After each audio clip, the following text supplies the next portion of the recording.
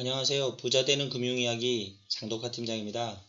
오늘은 미래에셋대우 안에 연금저축 펀드에 대해서 상세 설명을 드릴 거고요.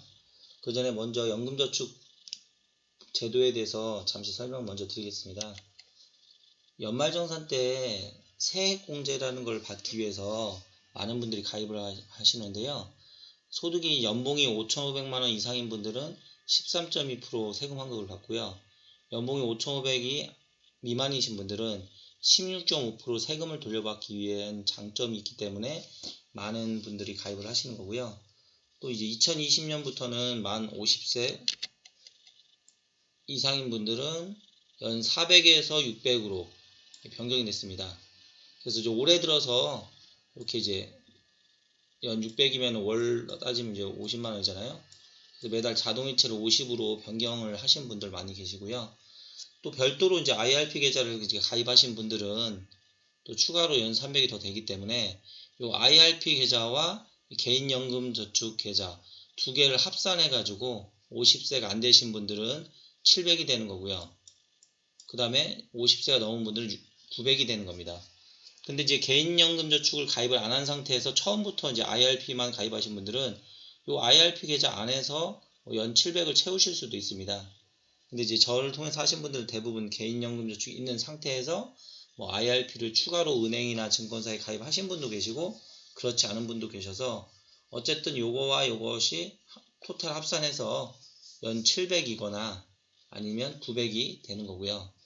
또 하나는 1년 안에 넣을 수 있는 최대 금액을 정부에서는 연 1,800만원까지로 제한을 한 거고요.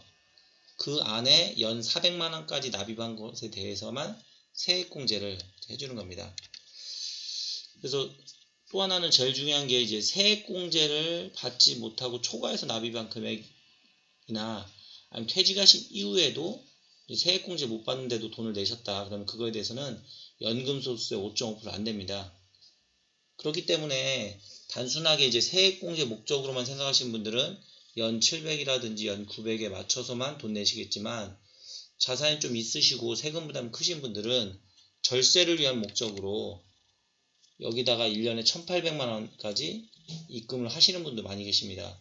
그러면 세액공제를 받지 못하고 난 돈에 대해서는 연금소득세를 안 내기 때문에 결국에는 나중에 연금을 받으실 때는 그 돈에 대해서는 비과세로 해서 다른 소득과 합산 안 하고 비과세로 해가지고 연금을 받을 수 있기 때문에 아주 절세적인 입장에서는 아주 유용한 방법이 되는 거고요.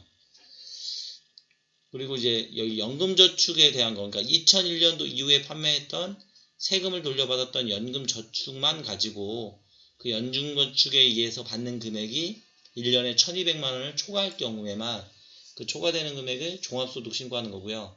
그래서 웬만하면 1년에 1200만원, 한 달로 따지면 100만원이잖아요. 그 100만원이 안 되게끔 받으셔서 연금소득세 5.5%만 내고 다른 소득과 합산하지 않는 분리과세라고 하거든요. 분리과세 해가지고 나중에 건강보험료에 합산도 안 되고 다른 소득에 합산 안 되게 해가지고 이 연금저축 계좌를 최대한 활용하시는 게 가장 좋은 방법입니다. 그리고 55세 이후가 됐고 또 하나는 가입한 지 5년이 넘었다 한다면 연금 개시를 할 수 있는 거고요. 그리고 받으실 때는 5년 동안 나눠 받으시던 10년 동안 받으시던 아니면 15년 동안 받겠다고 하실 수도 있고요. 또 받는 것은 그때그때 상황에 맞게 조절도 가능하기 때문에 또한 매년 1회 받을 수도 있으시고요. 매달 받을 수도 있으시고요. 또 하나는 정해진 금액을 매년 300만원씩 받겠다 이렇게 정해진 금액을 받을 수도 있으시고요. 아니면 올해는 500만원 받고 내년에는 300만원 받고 이렇게 자유롭게 자유식으로 선택해서 받으실 수도 있습니다. 그런 편리성이 있기 때문에 연금저축 펀드를 많이들 선택하시는 거고요. 그리고 국내보다는 장기적으로 어차피 세금 혜택을 보시면서 퇴직하실 때까지 내시는 거기 때문에 매달 적립식으로 투자하시고 또한 장기적으로 투자하시고 분산 투자를 해서 나중에 연금으로 받는 목적을 하시기 때문에 국내 어떤 주식시장보다는 국내 주식시장의 주가 차트인데요. 2005년 5월부터 2020년 7월까지 약 15년에 걸친 주가 차트입니다. 물론 주가 오를 때도 있고 내릴 때도 있고 왔다 갔다 하지만 국내 같은 경우는 2011년도 5월 이후부터 거의 뭐 2000포인트 박스권에서만 움직이기 때문에 차라리 국내 주식형 펀드보다는 저를 통해서 가입하신 분들은 대부분 미국이라든지 중국 같은 해외 주식형 펀드로 가입을 제가 해드렸고요. 미국 주가 차트 다우지수를 보시면 2010년 9월부터 2020년 7월까지의 주가 차트를 보시면 물론 오르락내리락 했지만 결국에 우상향 거의 45도 각도로 계속 상승하다가 최근에 이제 코로나로 급락했다가 다시 반등하는 상황이고요. 그래서 장기적으로 매달 내시는 이 세액공제 받는 연금저축 펀드 같은 경우에 해외 주식형 펀드를 통해서 꾸준하게 수익도 상승시키고 안정성을 겸비하는 게 더 맞으시고요. 저 같은 경우에는 또 2018년도 10월 미중 무역 전쟁할 때 그때 이제 미국과 우리나라 주가가 폭락했을 때 요때 이제 미래에셋대우로 제 걸 먼저 옮기면서 주변에 있는 분들한테 연금저축 보험사에 가입하신 것을 증권사로 이전하시라고 계약 이전 제도를 말씀을 드리면서 많은 분들이 저 따라서 옮기셨던 거고요.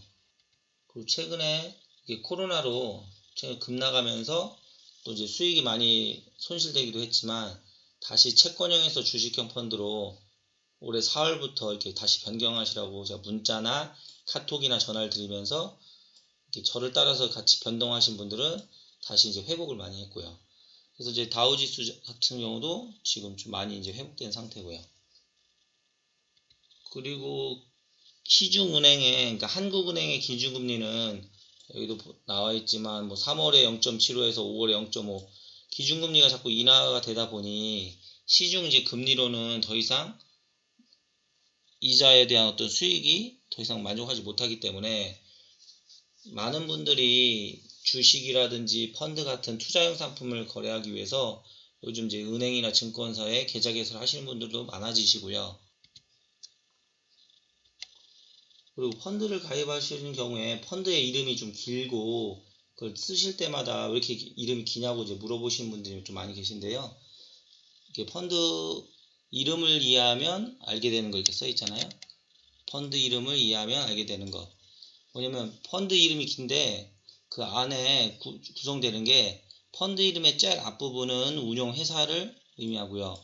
그 다음에 투자 지역, 그 다음에는 자산의 종류, 그 다음에 가끔씩 펀드 이름 보면 모나 자라고 써 있는 게 있잖아요. 이런 형태로 이제 펀드 이름을 구성하게끔 되어 있고요. 쉽게 해서 여기 보면 ABS 미국, 중국, 헬스케어, 증권자, 투자신탁, 주식, A 이렇게 써 있으면 앞에 ABS는 운용사를 얘기하는 거고요. 그 다음 여기는 투자 지역 이렇게 얘기하는 거고요. 이 부분에 대해서는 제가 좀 이따 또 더 상세하게 설명을 드리겠습니다. 그 다음에 이제 펀드에 대한 판매 수수료 부과한 시점에다 따라서 A 클래스와 C 클래스로 나누는데요.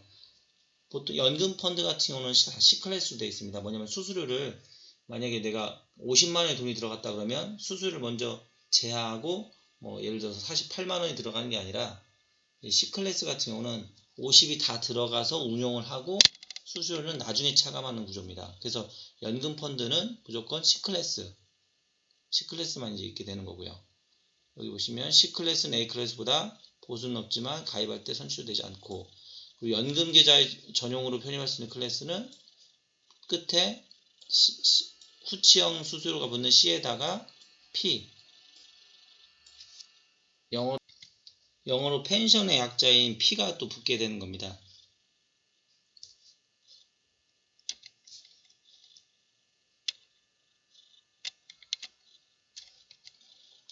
아까 말씀드렸듯이 이렇게 연금의 구조에 펀드의 클래스 구조 보시면 여기 아까 ABS이 나와 있고 미국, 중국 나와 있었잖아요. 이걸 예를 들면 앞에 ABS는 운용하는 실제 이제 펀드를 판매하는 곳이 미래에셋 대우인 거고요.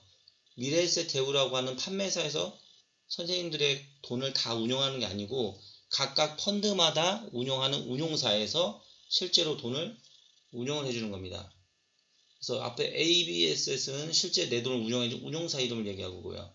그 다음에는 투자 지역, 뭐 미국, 중국이냐, 한국이냐, 그걸 얘기하는 거고요. 그 다음에 증권이라는 거는 자산이 증권으로 투자된다. 그 다음에 자가 있고 뭐가 있는데요. 예, 자라는 거는 엄마 펀드, 그러니까 모된 펀드가 있고 그 펀드를 따라서 하는 아들자, 예, 아들 펀드라는 뜻이고요. 그 다음에 법적으로는 투자하는 투자 신탁이다. 그 다음에 주식에 많이 들어가는 주식형 펀드냐, 아니면 주식 혼합 펀드냐, 채권형 펀드냐, 어떤 운용된 자산의 구조를 얘기하는 거고요. 그 다음에 수술 구조가 먼저 수술 때는 A 클래스냐, 아니 나중에 수술 때는 C 클래스냐, 예, 그것들을 나타냅니다. 그래서 오늘 여기까지 설명을 드리고요. 다음에는 제가 가입하고 계시는 펀드들 총 6가지가 되는데 그거에 대한 각각의 펀드 내용과 운용 방법 그거에 대해서 상세하게 또 설명을 드리도록 하겠습니다. 이상 마치겠습니다.